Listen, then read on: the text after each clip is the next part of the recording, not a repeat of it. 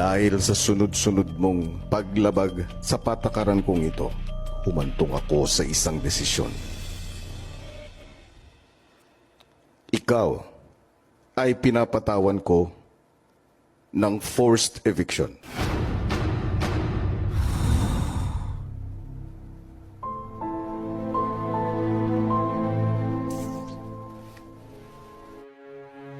Suspended in the air, I hear myself breathing. Hanging by a thread, my heart is barely beating. I haven't fallen yet.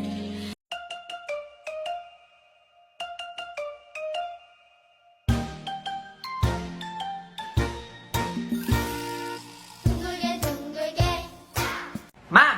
Ano yun, anak? May tournament doon sa barangay natin mamayang hapon. Ay, talaga? Maglato-lato. Ay, sige, sumali ka mamaya. Susuportahan kita. Sige, ma.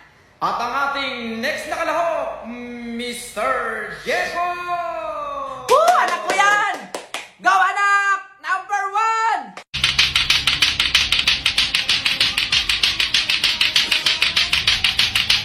Anak, yung tinuro ko sa yung tricks. Yung pag ano, no?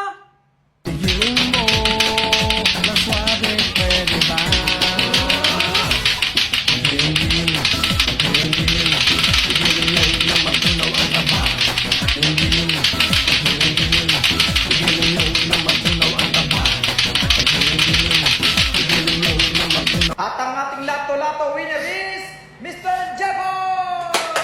Yay! Salamat!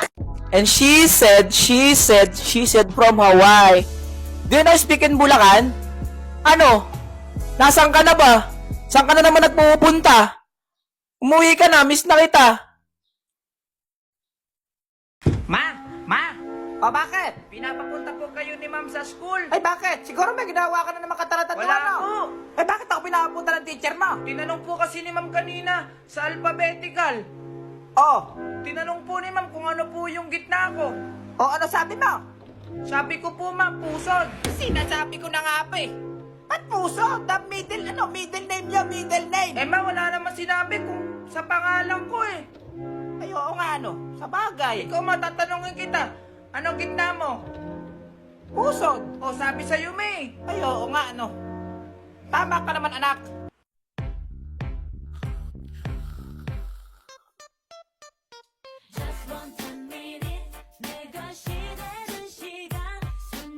Kakain nga pala kami dito sa kainan sa Dampa. Meron nga pala dito silang seafood boil worth of 1.3 lang at seafood platter. Habang umorder nga pala kami dyan, nandito nga pala yung mga uncle ko. Tamang chill lang sila doon sa mga sasakyan nila. Pagkatapos doon, umorder na yung nanay at tatay ko kasi anniversary nila. Ito naman lola ko, nagre-reklamo, napakatagal daw ng order. Sabi ko, wait lang lola, natawa siya. Ito naman pinsan ko, hindi na mapakali, kaya kumakanta na lang siya dyan. Hindi ko alam kung ano yung kinakanta niya. Basta yun na yun. Tapos etong tita ko, sosyalin ata yung order no? Apuraturo oh. Panis ka dyan. Bali, naghihintay nga rin pala kami ng orderin dyan kasi sobrang tagal ng order dito. Kaya rin sila matagal kasi nagre-ready sila doon sa mela mesa. Sobrang dami din namin kasi magpapamilya. Habang inihintay namin ng order, bubuksan na nga pala namin tong cake. Balak namin kainin yan kasi nagugutom na kami. Makalipas nga lang ang ilang minuto, dumating na yung unang order naming pansit. Ayan overload. Pansit pa nga lang yung unang hinain pero nagkain na lahat. At eto na nga yung inihintay ng lahat. Ayan, sobrang dami niyan. May nakalagay pa, dampa. Tapos meron silang isdang malaki, pakwan, pinya, bangus, seafood, at iba pa. At huwag kang magtaka, yung nanay ko hindi na kinaya kaya tumayo na lang at doon siya kumain sa may buffet. Grabe ka ma. Sumubo ka pa Naglibot na nga rin pala kami dito sa Baguio. Grabe, sobrang tatarik ng ahonin dito. After nun, dumiretso na kami sa may hotel. Grabe, sobrang taas. Pagkatapos nun, gumala kami sa gabi pero wala kami masakyan ng mga taxi dito kasi punuan. Makalipas lang ilang minuto, nakasakay na sila mama. Ayan. Ang dami nila, diba? Tapos nakakita kami ng isang taxi. Nagmamadali na kami kasi wala na kaming masakyan. Anong oras na nito? Sabi namin kay kuya, doon kami sa night market pupunta. Pero bago kami pumunta sa night market, dito muna kami sa SM. Nalulula nga ako, sobrang taas dito. Habang naglalakad nga kami dito, nakita ko si Pikachu.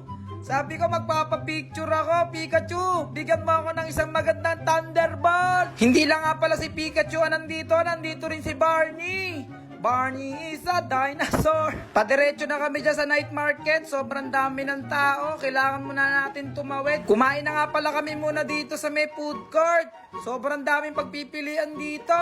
Mabubusog ka talaga. Kinabukasan nga pala, pumunta kami ng La Union para maligo sa dagat. Tapos itong nanay ko nagmamadali. Picturean ko daw siya doon sa may sunset. Dalian ko daw kasi lulubog na yung araw. Sobrang sulit nga pala yung gala namin dito. Napahinga kami. Sobrang init kasi doon sa Bulacan. Paano? Hanggang doon na lang muna. Paalam. Ayoko na, ba't ako? Bilisan mo.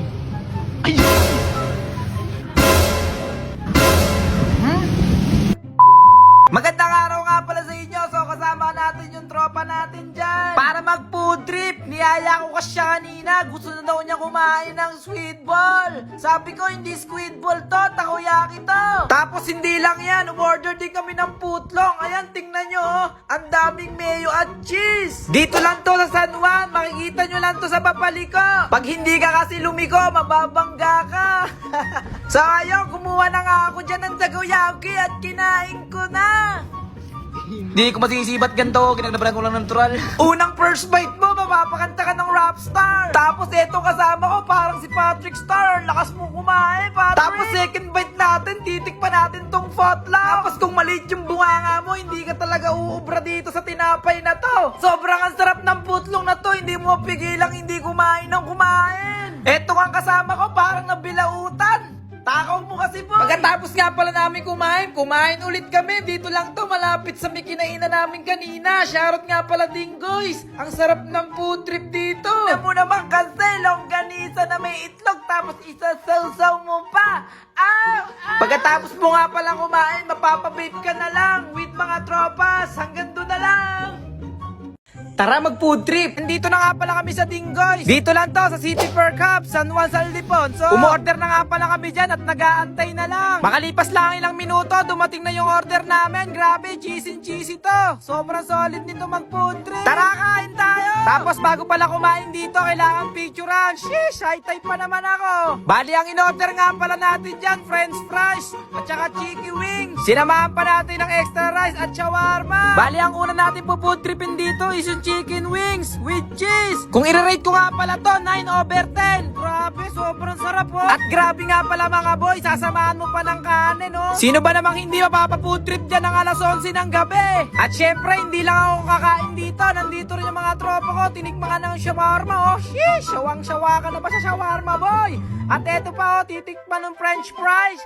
Sige nga boy, tikman mo yung french fries. Sheesh, grabe, masyado gutom. Nagbumuka ka tuloy pusa, tropa. At yung malapit na maubos, parang hindi pa kami satisfied, kaya umorder pa kami. Ang in-order nga pala namin dyan is fried isaw at saka chicharong bulaklak. Grabe, mapapakanta ka na lang ng bubuka ang bulaklak. Papasok sa dyan ang ulam. Kung gusto mo rin boy, sumakit yung batok mo, kumain ka neto. Ewan ko na lang sa'yo kung hindi ka mahilo. Tapos kakainin na nga natin tong chicharong bulaklak para bumuka ang bulaklak. Wow, kung i-rate ko to, 10/10. Eh sige, magreklamo ka. Kesa magreklamo ka, maglaway ka na lang. O, sausaw natin sa suka, boy, para mabisang mabisa yan. Eto nga tropa ko, tumesting eh, oh. 11/10 Tapos may tropa ko dito, buraka, hindi naman nataba. Ayos ka, boy. At hanggang doon na lang, like ka sa akin, boy. Magpo-food trip nga kami dyan, kasama natin ang mga tropa. Matagal-tagal na rin kasi tayo nakakain ng hindi sila kasama. Kaya tara, samahan nyo ako. Dumayo pa pala tayo dito sa San Rafael, Bulacan para lang mag-food trip. Pero hindi ko alam, fiesta pala dito. Magpo-food trip lang sana kami, kaso ba't ganito yung pila? Unang FT nga natin dito, fishball, kwek-kwek at kikiam. Agad natin binanatan tong pares ni Manoy. Grabe yung pares mo, Manoy, nakakalaki ng putoto. Pero alam nyo guys, naisip ko, mas masaya pala kumain ng pares pag may kapares. O kita nyo, may pakilig moments pa. Last na food trip ka na natin tong burger cheese bacon with cheese. Wala nga pala tayo sa India, kaya wala munang mekus-mekus ngayon. Ang meron lang kasi dito sa Pilipinas, machis-machis. Di ba tama ako, Mr. Nobody? Burger tuloy kayo sa amin. Ito na nga pala kami nag-empty sa tricycle kasi papauwi na kami dyan. Paano ba naman kasi sa sobrang sarap ng burger na to, mapapatiri ka na lang talaga. Nagsasalita nga ng tropa ko dyan pero hindi ko maintindihan kasi nakapokus lang ako sa pagkain. Tapos maya-maya, eto yun nangyari. Tubig. Natapon. Kung tumapon po yung isang buron ko. Bukas pala. Haha, hanggang doon na lang guys. Sana nag-enjoy kayo. Paalam! Tara, pumunta ng Boracay! Nandito na nga pala kami sa airport para sumakay ng eroplano. Nakikita mo ba yung eroplano na yan? Diyan kami sasakay. Hindi naman kasi ako si Superman para makalipad. Bago nga pala tayo makarating ng Boracay, kailangan natin maghintay ng mga ilang minuto. Eto nga si Papa, sa lapag na lang umupo. Paano ba naman kasi ang daming tao dito sa airport? Tapos bago ka pumunta sa eroplano, sasakay ka muna sa bus. Hinatid na nga pala tayo ng bus dito para sumakay ng eroplano. Grabe, hindi pa ako nakasakay ng eroplano, para na ako nahihilo. Pagpasok mo nga pala ng eroplano, para ka lang nasa bus. Tapos sabi ng lola ko, dito daw ako umupo sa dulo, pero ayoko, para ako mahihilo ka ako, kaya nagpapalit ako sa kanya malapit sa bintana. Paano ba naman kasi, hinahanap ko yung bahay ng kaibigan ko, pero ayun, nakita ko siya, bumibili pa siya ng 3 yelo sa may tindahan. After nga natin mag-landfall, andito na tayo sa Boracay. Bago ka nga pala makarating doon sa may Boracay Beach, kailangan mo muna sumakay ng bus. Pagkatapos mo nga sumakay sa bus, sasakay ka naman sa bangka. Shoutout nga pala sa family ko, dalian nyo, naiihina ako. After nga natin makasakay sa bangka, ito na tayo sa Boracay!